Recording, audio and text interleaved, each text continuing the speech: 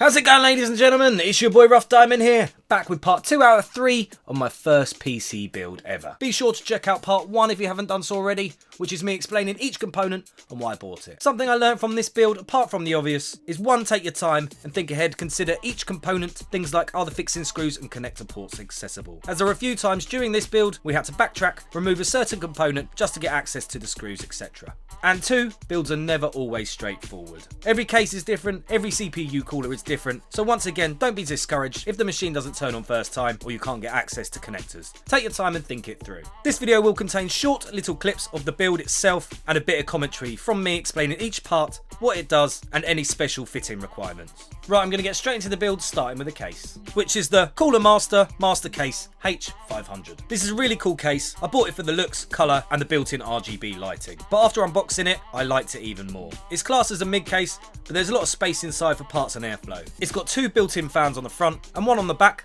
Couple this with the PCU cooler fans and the GPU fans, means my machine has great airflow. The case has built-in cable management, meaning cables are tucked away nicely out of sight. It also has a headphone jack and a microphone jack, and 4 USB slots on the front. I haven't worked with many cases, but this one was really easy to install parts into. There's the obvious removable glass panel on the side for ease of access, which has a nice tint to it, but it's also possible to remove the other side panel, which really helps with installation and cable management. Next up, the PSU, power supply unit. I went for the EVGA Supernova G2 650 watt 80 plus gold. My machine requires around 340 watt to run all the components, but it's definitely a good idea to go beefier here. So I went for the 650 watt power supply, which gives me a lot of leg room. There are so many PSUs out there to choose from like most PC components, but I went for EVGA as I quite like the company and their warranty policy. Next up, the CPU cooler. I went for the Corsair H100i version 2 liquid CPU cooler. This is an all-in-one liquid cooler, has 2 fans and sits nicely at the top of my machine. There are a few different ways of fitting it and we had to consider all other parts when choosing a position. Once installed, we had to carefully move the tubes and CPU connectors aside as we can't connect it until after we've installed the CPU itself. Next, the motherboard. I went for the MSI MPG Z390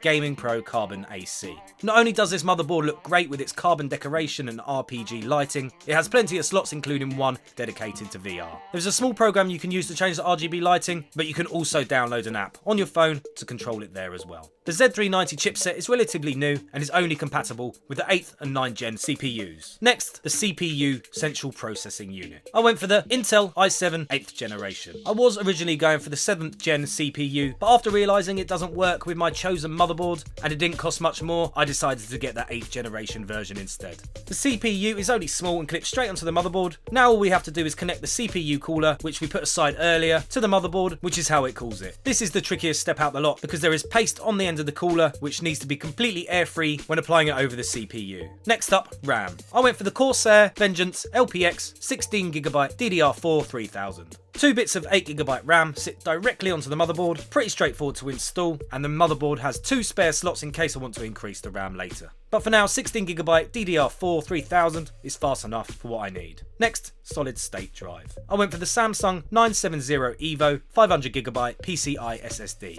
In comparison, these new PCI drivers from Samsung are a lot smaller and a lot faster than the regular SSDs. It's a relatively new product, but I think this is the future of SSDs. If you look at it closely, it's very similar to a flash drive more than an SSD. It fits directly onto the motherboard with a small screw without any cables, which is also a bonus. Next up, the GPU. I went for the EVGA GeForce RTX 2070 Black. The final part to my main build, and a very important part at that, the graphics processing unit.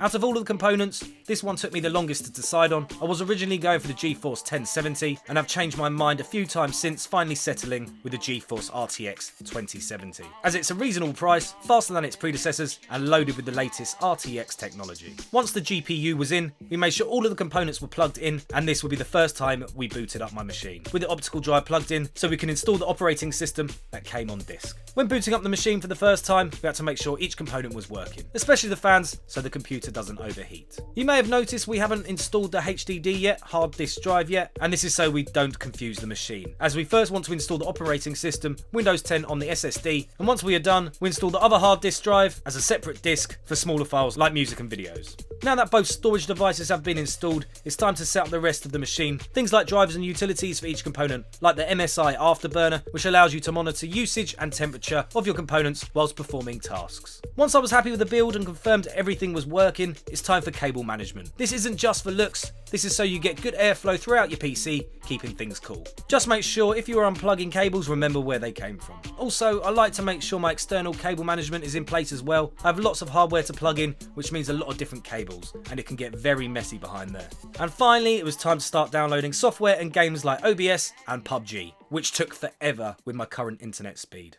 Well, that's part 2 of the build itself. Be sure to keep an eye out for the third and final part, which is my studio tour, which will be a list of all components and accessories, including all my DJ gear, just in case you didn't know I DJ as well. Be sure to hit the little bell to receive notifications so you don't miss it when it drops. Like if you like, comment and sub. I've been Rough Diamond. Catch you on another video soon. Laters.